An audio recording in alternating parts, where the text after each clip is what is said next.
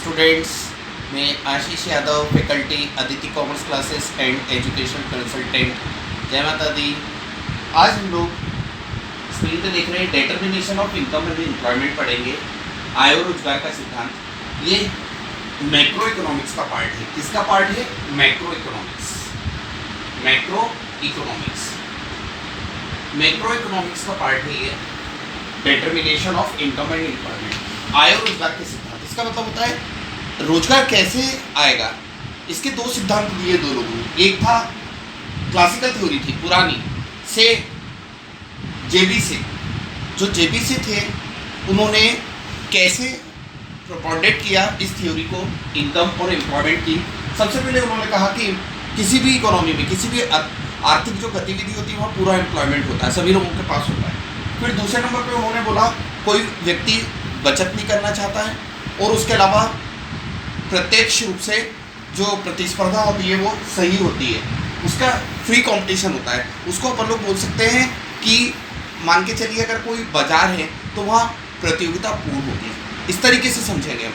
जेबी से जो थे उन्होंने पुराने एक सिद्धांत थे, उनके क्लासिकल थ्योरी बोलते हैं इंग्लिश में। वो क्या बोलते थे? फुल एम्प्लॉयमेंट होगा, डिमांड और सप्लाई इक्वल होगा, फिर फ्री कंपटीशन होगा और उसके अलावा सारे लोग जो भी पर्सन होंगे, जो भी बिजनेस होगा वो सेविंग नहीं होगा। ये जेबीसी के नियम थे। हिंदी में सुन लीजिए सब लोग।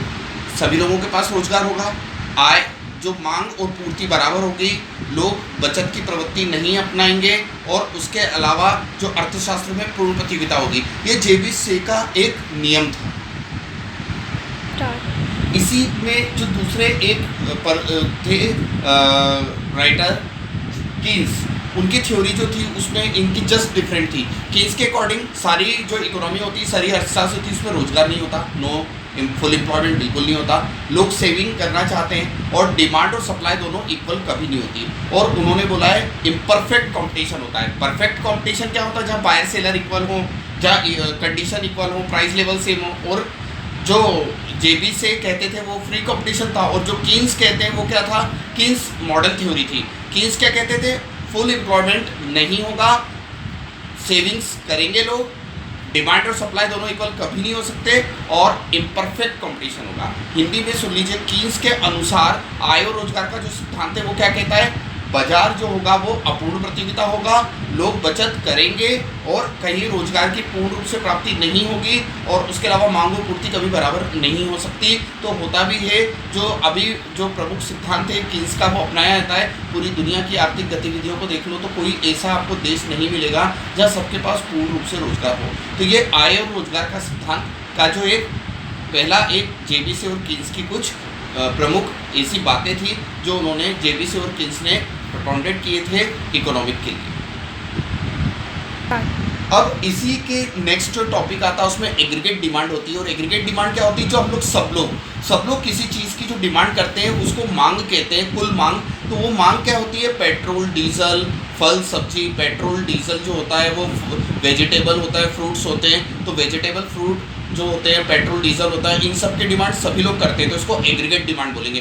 पूरी इकोनॉमी में जो भी चीज़ें बनाई जाती हैं, प्रोडक्शन किए जाते हैं, उनकी डिमांड यदि सभी लोग करते हैं तो उसको एग्रीगेट डिमांड बोलते हैं। और एग्रीगेट सप्लाई भी वही बोलते हैं, पूर्ति भी उसी को बोलते हैं, कुल पूर्ति। किसको बोलते हैं? कुल पूर्ति। जब सभी लोग उस पूर्ति को जो डिमांड करते हैं उसके लिए पूर्ति करवाना चाहते हैं, या कंपनी या जो भी प्रोडक्शन करते हैं, उत्पादन करते हैं, वो उसको सामान को उन लोगों तक पहुंचाना चाहते हैं, तो उसको एग्रीगेट सप्लाई बोलते हैं। उसमें भी वही एग्जांपल हो सकते हैं एग्रीगेट में, पेट्रोल, डीजल, वेजिटेबल, फ्रूट, फल सब्जियां।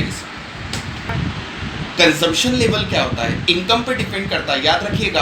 अब भाई उपयोग, अगर हम लोगों को एयर कंडीशन का उपयोग करना है, कूलर का उपयोग करना है, आपकी इनकम के ऊपर डिपेंड करता है कि आप क्या चीज़ खरीद सकते हो। मार्केट में हम लोग सब्जी खरीदने जाते हैं और कपड़े खरीदने जाते हैं, मार्केट करने जाते हैं या किसी होटल में जाते हैं, उतना ही चीज़ों की डिमांड कर सकते हैं या कंजम्पशन कर सकते हैं या चीज़ों को ऑर्डर कर सकते हैं जितना हमारे पास इनकम होगी। उसके अलावा फैक्टर्स भी होने चाहिए, वहाँ अवेलेबिलिटी होनी चाहिए, और उसके अलावा मार्केट की कंडीशन होनी चाहिए, और उसके अलावा भी हमारे पास और एक और चीज़ होनी चाहिए, बाजार की कंडीशन हो गई, आपके पास पैसा या मनी हो गई, उस चीज़ का उत्पादन वहाँ प्रोडक्शन होना चाहिए। और उसके साथ साथ एक सबसे बड़ी चीज़ जो होती है वो गवर्नमेंट पॉलिसी क्या है, रेट ऑफ इंटरेस्ट उस चीज़ पे क्या है। सबसे महंगा सामान क्यों महंगा होता है, क्योंकि वो किसी और कंट्री से आकर उस पर टैक्स लगता है, ये सारी चीज़ें बर्डन जीएसटी ये सब बनने के बाद। और अगर कुछ सस्ता सामान लोकल जो बना होता है वो सस्ता क्यों होता है, क्योंकि उसका कंजम्पशन लेवल कम होता है, उसकी डिमांड कम होती है। हाँ, उसमें प्रोडक्शन, उसके उत्पादन पर जो कच्ची सामग्री या रॉ मटेरियल लगता है वो बिल्कुल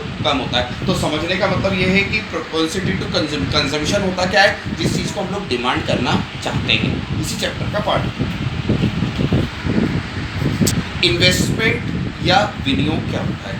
जब हम लोग अपनी सेविंग्स जो भी हम लोग पैसा कमाते हैं उसमें से कुछ सेविंग करते हैं, कुछ इन्वेस्टमेंट करते हैं, बचत करते हैं, उसको बनाते हैं। तो इन्वेस्टमेंट या विनियोग जो होता है वो बचत होता है, फंड्स की सिक्योरिटी होती है। जो भी हमारे पास पैसा होता है वो उस पर कितनी सुरक्षा है। सुरक्षा का मतलब केवल इतना होता है कि वो चोरी ना हो या उसमें फ्रॉड ना हो या ऐसी चीज़ ना हो कि हमको टैक्स ज़्यादा देना पड़े या बर्डन हो। तो फंड्स को हमेशा व्यक्ति विनियोग को कहीं जमा करना चाहता है, एलआईसी में या फिर इंश्योरेंस करवा कर या फिर किसी लिक्विडिटी फंड में लगाकर। कोई बहुत सारे फंड होते हैं ऐसे।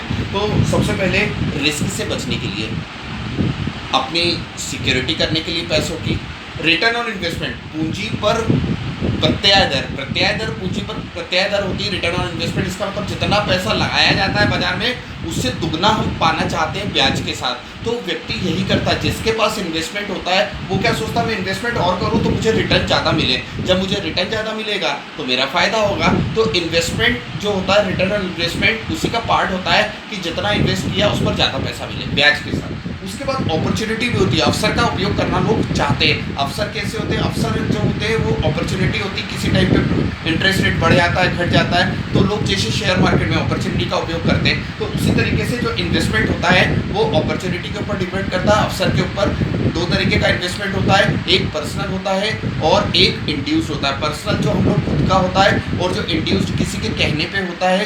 पर्सनल इन्वेस्टमेंट जो हम खुद सोचते हैं और इंड्यूस्ड किसी की सलाह पे काम करते हैं। जैसे लाइफ इंश्योरेंस पॉलिसी लेना, एलआईसी बीमा कराना हम किसी की सलाह लेके करते हैं। तो जब किसी की सलाह लेके करते हैं तो वो हमें इंड्यूस्ड होता है। और इंड्यूस्ड जो होता है वो किसी के सलाह पर लिया जाने वाला विनियोग होता है। और पर्सनल जो होता है व्यक्तिगत होता है। ठीक है, व्यक्तिगत और सलाह लेके दो तरह का विनियोग हो सकता है।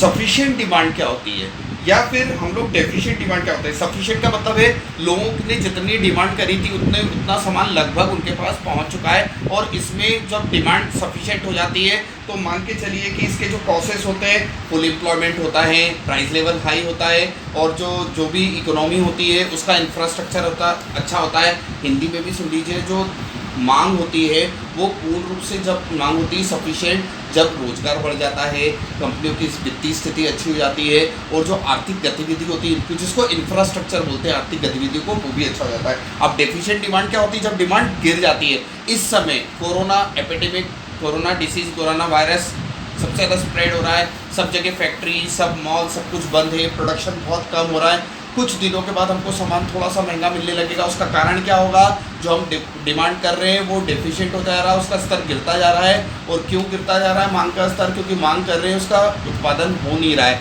तो सरकार चाहती है, अभी सब लोग न्यूज़ भी देखते हैं कि सरकार उत्पादन करना चाहती है ताकि लोगों तक वो सामान बनकर पहुंच पाए।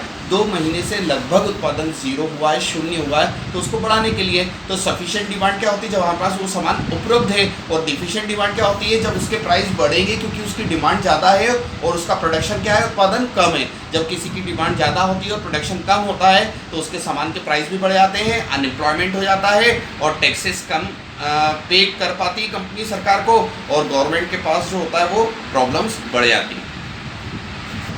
सफिशिएंट या डेफिशिएंट डिमांड को सुधारने के लिए कुछ रेमेडीज़ होती है, उसको करेक्शन करने के लिए डिमांड को, मांग को, उसमें गवर्नमेंट प्राइस फ्लक्चुएशंस को देखती है, कीमत स्तर को देखती है, लोगों से सर्वे करती है, रिसर्च करती है। और इसके लिए अनेक बहुत सारी इसी टाइप के मॉडल की बहुत सारी, जैसे एक मोबाइल फ़ोन होता है कंपनी का, दूसरे कंपनी की भी होती है, तीसरे की भी, चौथे की भी। तो उसको बराबर करने के लिए, सभी लोगों को उत्पादन बढ़ाने के लिए, या फिर मार्केट में उस तरीके का एक तरीके से जो डिमांड होता है उसको पूरा करने की कोशिश की जाती है। और बैंकिंग सेक्टर भी काम करता है इसमें, इंफ्रास्ट्रक्चर के अलावा कम्युनिकेशन और ट्रांसपोर्ट भी काम करता है। कम्युनिकेशन का मतलब संचार की सुविधाएं, और ट्रांसपोर्टेशन का मतलब यातायात के साधन, और बैंकिंग सेवाएं भी उसमें काम करती हैं। किसको? डिमांड को बढ़ाने के लिए, सफिशिएंट डिमांड को। तो सभी लोग चैनल सब्सक्राइब करें और मैसेज कमेंट बॉक्स में जरूर लिखें टॉपिक के बारे में। आज हमने जो टॉपिक पढ़ा वो आय और रोजगार के सिद्धांत का था, मैक्रो इकोनॉमिक्स में और समष्टि अर्थशास्त्र में डिटर्मिनेशन ऑफ इनकम एम्प्लॉयमेंट था। और इस चैप्टर में हम लोगों ने डिमांड, सफिशिएंट डिमांड के बारे में पढ़ा, और उसके अलावा हम लोगों ने इन्वेस्टमेंट के लिए पढ़ा, और इन्वेस्टमेंट क्यों करना पड़ता, सिक्योरिटी के लिए, फंड्स को रेज करने के लिए, ज़्यादातर इंटरेस्ट के लिए। और हमने ये भी पढ़ा जेबी से जो थे वो क्या थे, क्लासिकल थ्योरी थी, पुराने थे अर्थशास्त्र, और जो कीन्स थे वो उनके मॉडर्न थ्योरी थी, और मॉडर्न थ्योरी जो थी उसके बारे में हम लोगों ने समझा। सभी लोग चैनल जरूर सब्सक्राइब करें और नोटिफिकेशन बेल को ऑन करें। Okay, thank you.